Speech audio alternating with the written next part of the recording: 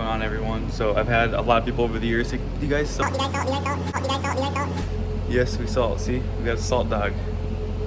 Pro 2000. That means we're professional salter guys or something. Let's get this thing out of the shop and go do some salting.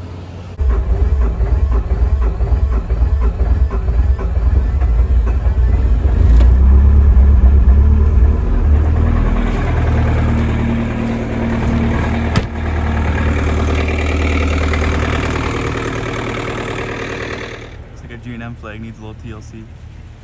Thankfully, Old Glory's still flying high. So this is an 05 Chevy Silverado. Got our little insurance saver there. Insurance is paying attention to what we're doing. I don't think they know I'm on the phone filming, but they know how fast I'm going. If I'm braking hard, accelerating, racing buddies, whatever. Put it right there so it's a little reminder that you're being watched by the feds and by the insurance company. You get the two essentials. If you're gonna go salting, you need a campfire mocha, you need some WD-40. You never know when you need some WD-40. If you got 10 speeds, might as well use them all. No point in only using half of them, right? There's a bunch of clumps in the salt. The salt works good, but it's been really clumpy, so that's why I've been just tapping kind of the auger to try to keep a nice, steady, even flow coming out of the spinner. So that's a wrap on this one. So I think our salt is treated to about 30 below, which it's kind of overkill now because it's already middle of March, so we don't really get those cold temps, but just to be safe and sorry, because if it's not treated and it's too cold, it does absolutely nothing. It's like you didn't even spread it if it's too cold. Get down to the last little bit here, which is nice. Give us a little shake. And just to be clear, this isn't normally how I run skiddy. It's just because I'm trying to do it with one hand. I gotta film with one hand and operate with the other. A little bit of an angle. It fits in the butt. You don't spill any. Sometimes you can spill a little bit if you go straight on. So a little bit of an angle, and it all about 99.9% gets in the hopper here. So shake her in. Try to keep her clean. Try to keep her tidy. So the thing with salting is, if you got too much, it's gonna melt really quick. It's gonna be nice, but then when it melts, it's gonna be dry pavement. It's gonna be salt everywhere, and then all that excess gets tracked in and around on everything. So we got a pretty good ice layer here, so we'll be able to use a decent amount because it's gonna be cold for the next few days. We want to get a decent amount here to try to get that ice pack down. So I'm gonna back in this back right up. You don't want to back up right up against that garage where people are pulling out. You don't want to throw salt up against it and chip that door. Backed up to where I'm not gonna hit the door when I fire up the spinner. If I do, not very much. If you just do the drive lanes, the cars will track it around some, but it's like where this goes over the garage. Better just to get all this and not just the main lane. So put her in drive, fire her up. Auger at 8, spinner at 8. Seems to be a decent spread with the salt that we're using. And then around 10 mile an hour, 8 to 10 mile an hour. Get you a pretty nice spread. Like I said, it depends a lot on the ice pack that you have. If it's just a thin layer of ice, like this is actually like packed because it was windy and it snowed all day yesterday. So as it was coming down, guys were driving over it. So here, this is all bare, but I think a lot of it blew off here. But as it was coming down, it was being driven over. So that's how we end up with a nice pack like this. So like I said, you want to put just enough to melt it and then for it to be gone. That's all. You don't want to put too much and not enough. It's kind of, it takes a little bit of finesse. That's why I see a lot of companies, they put way too much or not enough. You put too much, it gets everywhere and it wrecks the property and no one likes it. And you put not enough, then it kind of melts it down some, but doesn't actually get rid of the ice, which the whole reason is to get rid of the ice. So okay, all this ice packed down. This side of the building has some sun, but not as much. So shaded sides are gonna need a little more salt than sunny sides. Just kind of note that. Don't want to get too close to vehicles. You don't want to just pepper people's vehicles with salt. It's not good. Kind of slow down a little bit here in front of the main doors to get a little bit more there. Get that tracked around.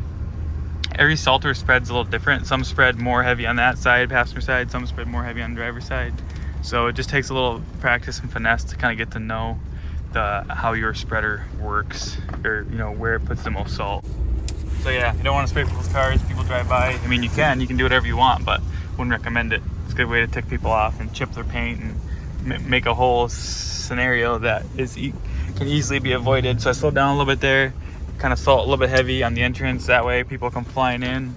They don't skid, hit the piles, collide, and then they kind of track it everywhere too, which I mean, ideally, you're better off just spreading it out over the whole lot evenly instead of trying to dump it all in by the entrance and have other cars spread it out. But a lot of guys do that. A lot of guys will salt heavy here, and then the cars just kind of track it everywhere that they go. This here, you see lots of ice pack, and there's still a lot, I don't know if you can tell, but it's still really windy. Being super windy and the snow blowing like this, you know, more is gonna blow over, so you could, you know, that's another reason you could go a little heavier. You can see the snow is just whipping. Look at this, snow is just whipping. So, snow blowing, put a little heavier. But this salt, it's about 15 degrees right now, and this salt's rated for 30 below, so it'll activate really quick and start melting this down. I bet within an hour or two, this will all be melting off. So, the place is kind of a mess because there's always so many cars. It's hard to keep this place clean because you come through and plow and there's cars everywhere. So, here's what it is. Make the best of it. It's all you can do. I forgot who it was. One of our guys a year or two ago, he got out to do something. He took a phone call or something, and he was salting, and he left the salter on. So he just dumped all the salt out in one big pile right in the middle of the parking lot. Oops, scooped a bunch of it up, threw it here, spread it all out. It wasn't that big of a deal, but I went up to him, you know, chewed him out, reamed him a new one, told him how stupid he was. But no, just kidding. That's not all I did. I just handled that issue how we handle every other one. Just figure out why it happened, how to avoid it going forward, what we learned from it, and clean it up, take care of it. So funny, so many people will say there's no good employees out there. Whenever I hear someone say that, I always think that they are the problem and not everyone else, because there's plenty of good employees out there. If someone makes a mistake, we're all human, we're all gonna make mistakes at some point. So just like deal with it, figure it out, keep moving forward, not, you know, freak out. A guy's not an idiot because he makes a mistake. A guy's an idiot if he makes a mistake and tries to hide it and act like he didn't, or tries to blame it on someone else, then you are an idiot. But you make a mistake and you take accountability for it, that's how it should be, how it is around here anyway. So anyway, I can't think of any other funny salting stories, but it definitely takes some finesse. So I see so many guys that way over salt, not a lot under salt, but you want to put just enough to melt everything, and that's it. And it depends a lot on the contract. If it's a zero tolerance and they want salt, and they don't care about wrecking their parking lot or their curb or their building because they have a slip and fall, then yeah, do that. Yeah, we do a decent amount of salting. We just use this old truck just because everything gets wrecked in the salt eventually, so we just use this old truck. It gets the job done for now. We have a decent salt route. One guy shovels a little bit and then goes around and salts everything once it's plowed, so we have a decent salt route. We've been salting all along. Everyone asks, like, you guys salt? Yeah, I haven't really showed it. I didn't think it was that exciting driving around spreading salt on the ground, but a lot of people ask, so here's the video. So I hope you guys enjoyed this video. Let me know your salting experience. I know a lot of guys make more money doing this than plowing, which we definitely do. It's good money in it, so more liability, but good money in it. So a lot of our contracts are plow only, so that's really nice because when you just plow, you're not responsible for ice, you're not responsible for hard pack, all that. So that's very clear in our contract. But once you start salting, then you're taking on the responsibility of all the ice, hard pack, slipperiness of everything. So if someone slips and falls, well, you didn't have enough salt. There's a million reasons to come back on you. Where if you just plow and the ice and drifts and all that isn't your issue, you're not taking account, you're not taking liability for that. It's a lot safer. Yeah, you're not going to make as much, but it's a lot safer that way. So we do it all. I mean, we do have some like that. We do some resalt a ton. So just keep a good mix and keep it rolling. Well, that's the first time I've salted since I can remember. I can't really remember last time I did. So it's kind of fun every once in a while.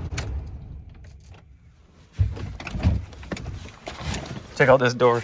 This is a salt truck life door. No handle. Whole panel's loose. And flopping out. Seat's seen better days. For a salt truck, I know a lot of guys plow with a new truck, which is nice. I like plowing with a new truck, but for salting, old beater like this, because I don't care who you are, you're eventually gonna spill some salt when you're putting it in.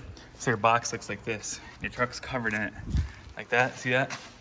Put it in the new truck would be destroyed in a second. Look at that, solid salt everywhere. But that's the name of the game. There's good money in it, so might as well wreck a truck. Wreck a truck to make a buck is the name of the salting game. Or wash the truck every 20 minutes. That works too. Thanks so much for watching, guys. Remember, it is what you make it to be.